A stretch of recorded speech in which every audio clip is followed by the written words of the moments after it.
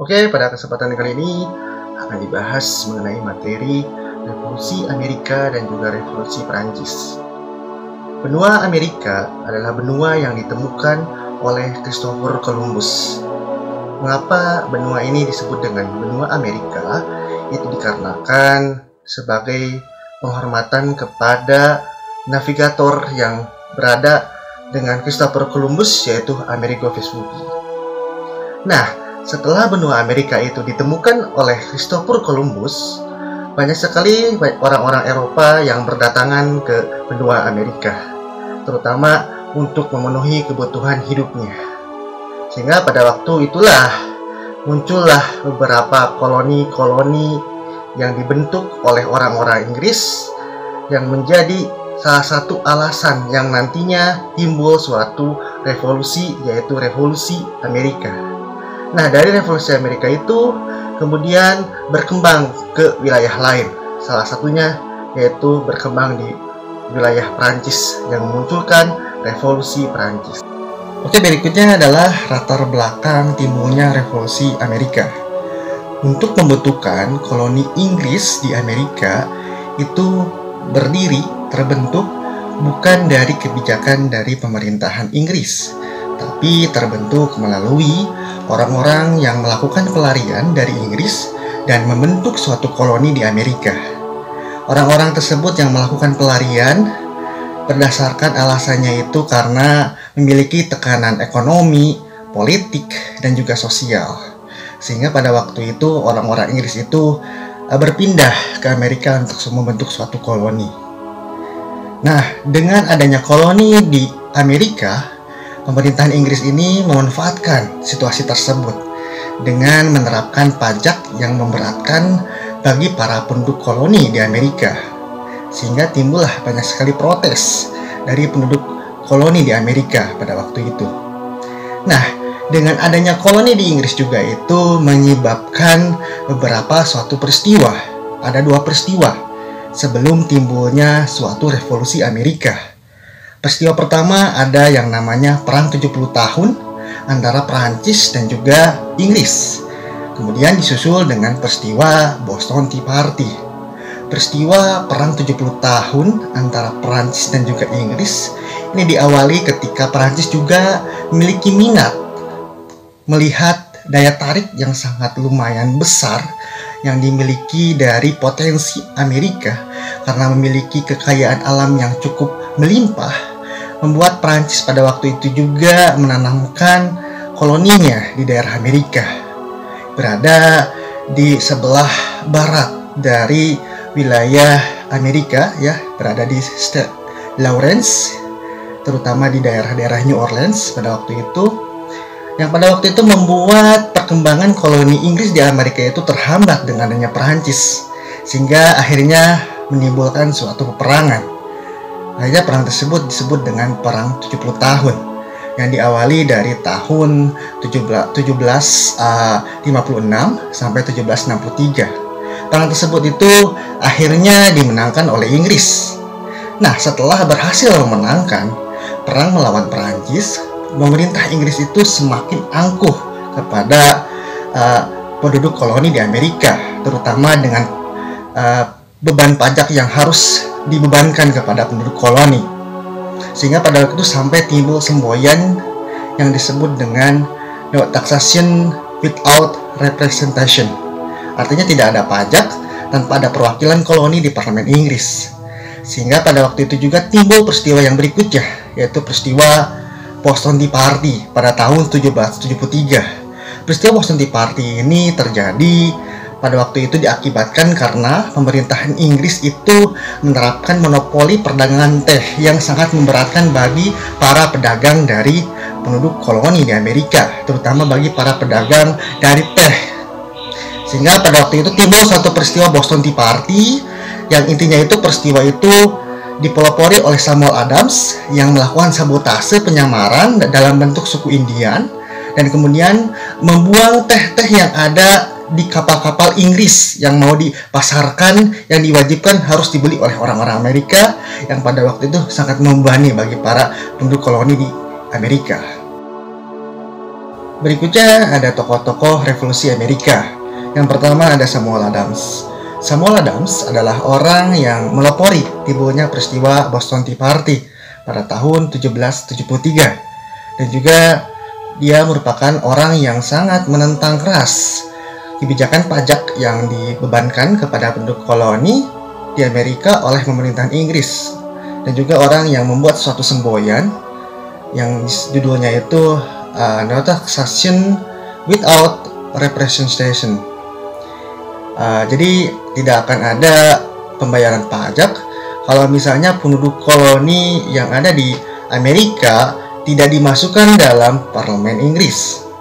Kemudian yang kedua ada Thomas Paine. Thomas Paine ini adalah orang yang menulis common sense atau akal sehat, artinya itu suatu paper atau suatu pamflet yang kemudian disebarkan ke seluruh orang-orang di Amerika untuk meyakinkan supaya orang Amerika itu segera mungkin melakukan deklarasi kemerdekaan supaya Amerika itu terhindar dari kolonialisme.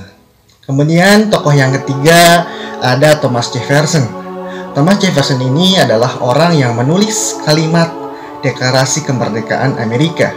Dan juga dia juga percaya bahwasanya kekuatan politik itu harus berada di tangan rakyat. Yang keempat ada George Washington. George Washington ini mungkin tidak asing di telinga kalian. George Washington ini adalah presiden pertama dari Amerika Serikat. Dia juga adalah orang yang pertama membentuk sistem pemerintahan federal di Amerika dan juga membentuk suatu sistem keuangan dan memelihara sistem keamanan di Amerika untuk pertama kali. Berikutnya terjadinya peristiwa Revolusi Amerika.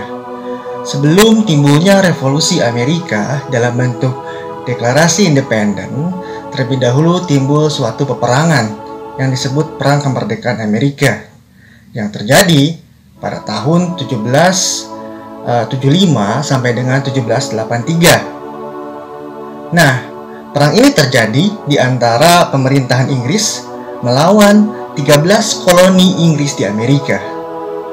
Nah, akhir dari perang tersebut adalah suatu deklarasi independen yang terjadi ketika timbulnya suatu pembicaraan dari ke-13 koloni Inggris di Amerika yang melakukan pembicaraan yang hasilnya itu adalah deklarasi independen, satu deklarasi kemerdekaan yang dihadiri oleh 56 orang dari 13 perwakilan koloni yang dibacakan pada tanggal 4 Juli tahun 1775 di suatu kota yang bernama kota Philadelphia.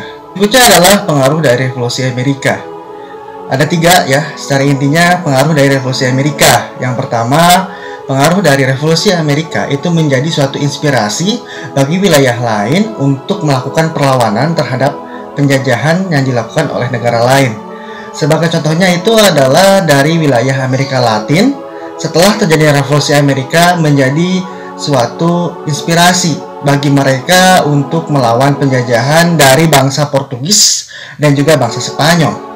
Yang kedua, deklarasi independen yang merupakan hasil dari Revolusi Amerika dijadikan sebagai dasar tentang pernyataan hak asasi manusia dan juga dimasukkan dalam Piagam Perserikatan Bangsa-Bangsa atau PBB. Yang ketiga, melalui deklarasi independen tersebut itu menimbulkan suatu persamaan dalam hak asasi, terutama hak asasi manusia, yang supaya bisa selalu dipegang teguh oleh seluruh bangsa yang ada di dunia. Berikutnya adalah Revolusi Perancis. Revolusi Perancis ini terjadi dari tahun 1789 sampai dengan 1815. Revolusi Perancis ini terjadi dari beberapa faktor, namun faktor yang paling dominan itu adalah karena masalah ekonomi yang dialami oleh pemerintahan Perancis pada waktu itu. Nah, Revolusi Perancis yang terjadi di negara Perancis itu juga tidak hanya berpengaruh di negara Perancis saja, tapi berpengaruh juga di wilayah lain. Nah, ada juga beberapa tokoh yang berpengaruh dalam Revolusi Perancis. Yang pertama ada John Locke. John Locke ini adalah orang yang memiliki pandangan bahwasanya dalam suatu pemerintahan itu harus memiliki yang namanya undang-undang supaya timbul suatu keseimbangan dan juga tidak ada tindakan pemerintah yang bersifat sewenang-wenang. Yang kedua ada Jean-Jacques Rousseau. Ini adalah orang yang memiliki pandangan bahwasanya negara itu terbentuk melalui kesepakatan antara rakyat dan juga penguasa. Dan juga hak asasi manusia ini adalah hak yang sama. Yang ketiga, tokohnya itu ada Montesquieu. Montesquieu ini adalah orang yang memiliki pandangan bahwasanya pemerintah itu jangan melakukan tindakan yang senang-wenang karena pemerintah itu memiliki suatu kekuasaan satu tangan. Nah, dari hasil pemikiran dari para pemikir yang ada di Prancis ini menjadi suatu keyakinan bagi para rakyat untuk menentang kekuasaan pemerintahan yang bersifat absolut atau senang-wenang di Prancis pada waktu itu. Sehingga pada waktu itu muncullah beberapa semboyan, ada 3 semboyan. Yang pertama ada liberty, yaitu hak kebebasan. Yang kedua adalah ada equality, yang artinya adalah hak persamaan. Yang ketiga ada hak persaudaraan atau fraternite. Berikutnya adalah terjadinya revolusi Perancis. Revolusi Perancis ini terjadi dikarenakan suatu pemerintahan yang bersifat absolut atau sewenang-wenang yang terdapat dalam pemerintahan Perancis, yang menimbulkan suatu kesenjangan sosial di antara rajanya dan juga rakyatnya. Absolutisme ini dilakukan oleh Raja Louis XVI yang sangat membuat suatu kebijakan tanpa ada batasan. Pemerintahan Perancis pada waktu itu membuat suatu kebijakan untuk memungut pajak yang sangat memberatkan bagi rakyat. Di sisi lain, justru kaum bangsawan hidup mewah, glamor, ya, yang membuat pada waktu itu perekonomian dari pemerintahan Perancis itu melemah lewat hidup glamor dan mewah yang dimiliki oleh kaum bangsawan tersebut. Dibentuknya National Assembly pada tanggal 4 Agustus tahun 1789 menjadi pertanda mulai munculnya revolusi Perancis. Pada waktu itu, golongan bangsawan rela untuk meninggalkan hak keistimewaannya. Kemudian berkembang pada waktu itu pada tanggal 26 Agustus tahun 1789 timbullah suatu deklarasi hak asasi manusia dan juga hak warga negara yang membuat pertanda dihapuskannya sistem pemerintahan feodalisme di Perancis dan digantikan oleh sistem pemerintahan republik. Membuat pada waktu itu Raja Louis XVI diberikan hukuman oleh rakyatnya dalam bentuk hukuman alat guillotine. Selanjutnya, pengaruh dari revolusi Perancis. Pengaruh dari revolusi Perancis itu membuat perubahan dalam pola pikir orang-orang Eropa untuk menghargai hak asasi manusia dan juga memandang bahwasanya seluruh orang itu memiliki hak yang sama, terutama dalam bidang hukum. Dan mulai berkembangnya sistem pemerintahan secara demokrasi yang sangat membuat menghargai hak asasi manusia dan juga membatasi penguasa pemerintah dalam melakukan suatu kebijakan.